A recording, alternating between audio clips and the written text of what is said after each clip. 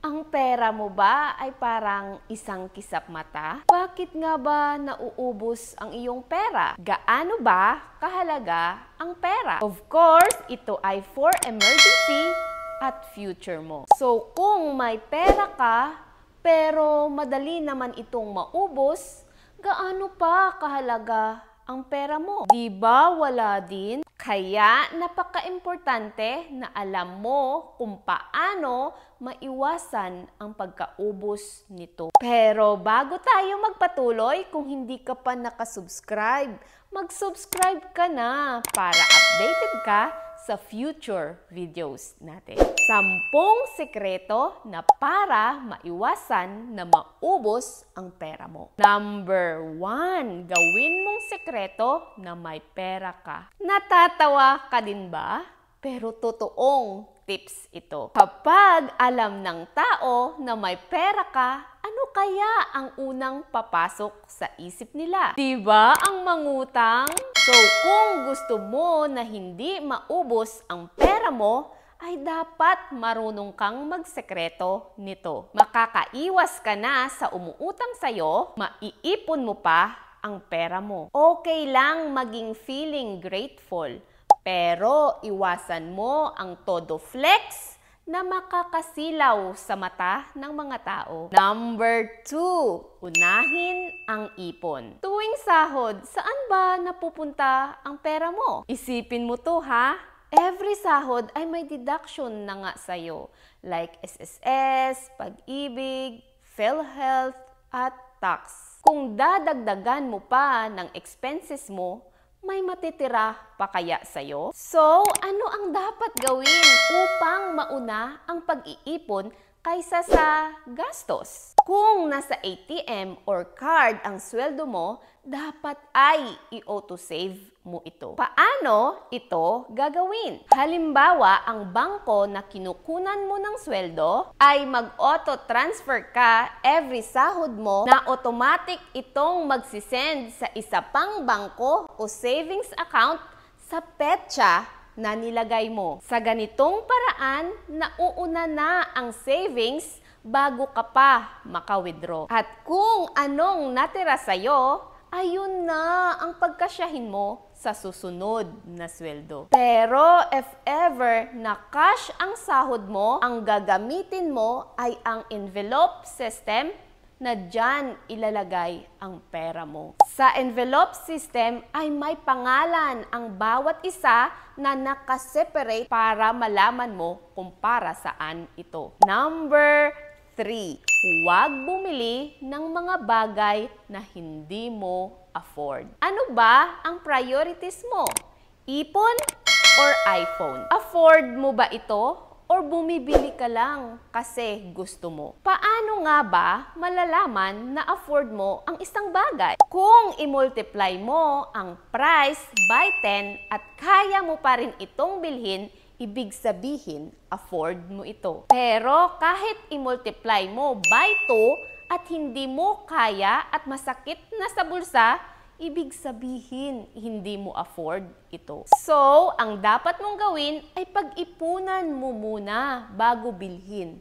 Huwag kang mangutang. In that way, hindi pa sasakit ang bulsa at mauubos ang pera mo. Number 4, magkaroon ng financial awareness. Kung ang goal mo ay makaipon at hindi maubos ang iyong pera, ay dapat may alam ka sa usaping pinansyal. Talagang mauubos ang pera mo kung wala kang alam sa kahalagahan nito. At dapat alam mo din kung paano ito gamitin at gastusin. Kung alam mo na, mapapadali mo ang iyong sarili na maging matalino sa paghawak ng pera. Manood ka ng mga videos about financial upang mahasa ang iyong kaalaman. Dahil aware ka o may kaalaman ka sa pera, ay hindi ka maluluko ng ibang tao. At ikaw din mismo sa sarili mo ay pag-isipan ito. Dahil nga, aware ka sa ginagawa mo. Number 5. dagdagan ang source of income. Kung ikaw ang tatanungin, bakit palaging nauubos ang iyong pera? Diba syempre, kulang ang sweldo? So, kapag kulang ang sweldo, ano kaya ang gagawin upang dumagdag ang supply ng pera sa'yo? Alam ko, alam mo na ang sagot. Sa pagdagdag ng source of income ay makakatulong upang hindi kaagad maubos ang iyong pera. Pero kung hindi mo pa alam ang negosyong patok sa halagang 1,000 at first timer, panoorin mo ang video na ito. Sa pagkakaroon ng multiple source of income ay hindi ka magigipit. Kasi in case na ma-delay ang pera mo sa isang income, ay may isa ka pang ekstrang pera na paparating sa'yo. Number 6. Huwag mag-ipon ng matagal. Oo, sabi ko kanina, unahin ang ipon. Pero kapag marami ka ng ipon, ay itigil mo na ang pag-iipon. Ipagpalagay na lang natin na may malaking savings ka na. Kung nakatago lang ito sa bangko o sa alkansya, ay talagang bababa ang value. Nang dahil sa inflation, ang dating 5,000 pesos ay magiging 4,825 pesos kung ang inflation rate ay 3.5%. Sabi ko nga, ang inflation ay ang pagtaas ng produkto o bilihin na magdudulot ng pagbaba ng pera mo. Kapag nag-stock lang ito, ay talagang ikaw ay matatalo. Mag-ipon ka lang for emergency fund.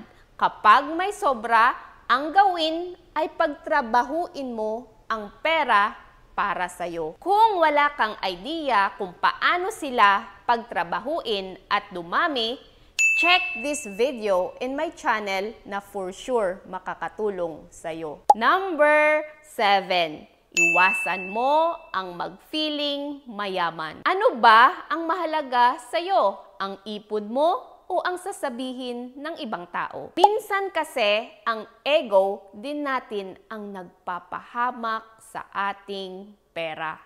Kung nakafocus ka lang sa pagpapaunlad ng sarili mo or self-development, ay wala kang oras para magpa-impress sa ibang tao. Alam mo ba na kahit mag-feeling mayaman ka dyan, ay alam pa rin ng tao kung may pera ka o wala. Kaya, hindi mo kailangan mag-feeling mayaman para mapatunayan mo sa kanila na mayaman ka. Nabasa ko nga sa libro, hindi mo masusukat ang yaman ng tao sa panlabas na anyo, kundi makikita mo ang tunay na yaman sa loob ng pitaka o sa bank account niya. Ang tao ay hindi mo maluloko, lalong-lalo na ang sarili mo. Tandaan mo yan. Number 8.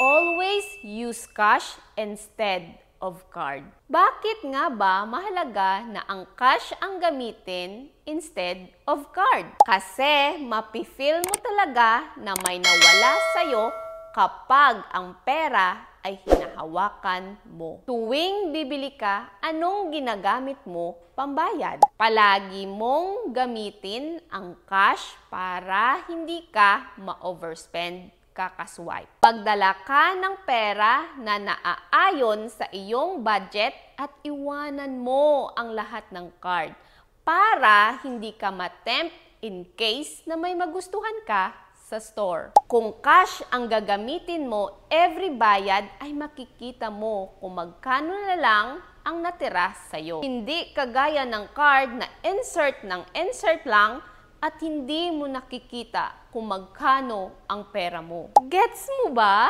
Number 9.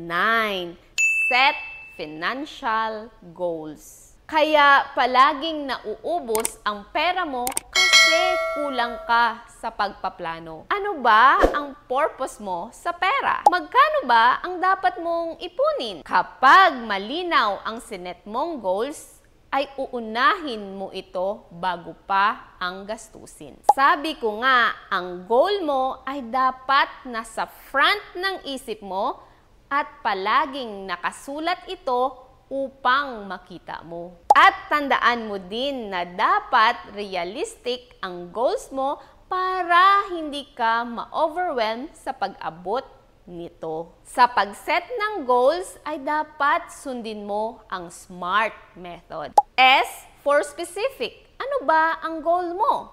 Dapat klaro ito. M for measurable. Saan na ba ang progress ng goals mo?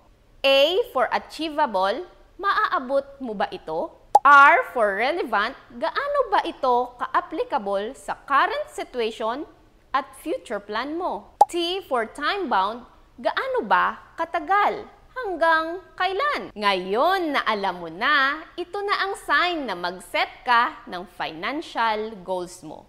Kaya, good luck! Number 10 or huling sekreto para maiwasan ang pagkaubos ng pera mo. Don't invest kung wala kang alam. Knowledge is power. Pero kung wala kang alam, paano na? Kaya kung pasukin mo man ang investment, make sure na may alam ka. Pag-aralan mo muna para hindi maubos ang iyong pera. Kung gusto mong matuto, maglaan ka ng oras sa financial literacy. Diyan halos nagkakamali ang tao na pumapasok na walang kaalaman. Kaya mahalaga na bago mo man pasukin ang isang bagay ay siguraduhin mong may alam ka. Sa huli, sa atin pa rin kung paano gamitin ang pera. Sabi nga ni Warren Buffett, if you cannot control your emotions, you cannot control your money. Kaya ito talaga ang eye-opener na ang bawat desisyon natin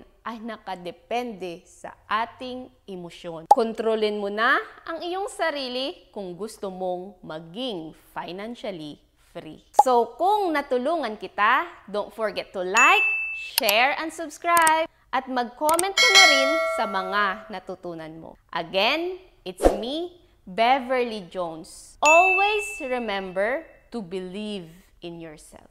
Maraming salamat po.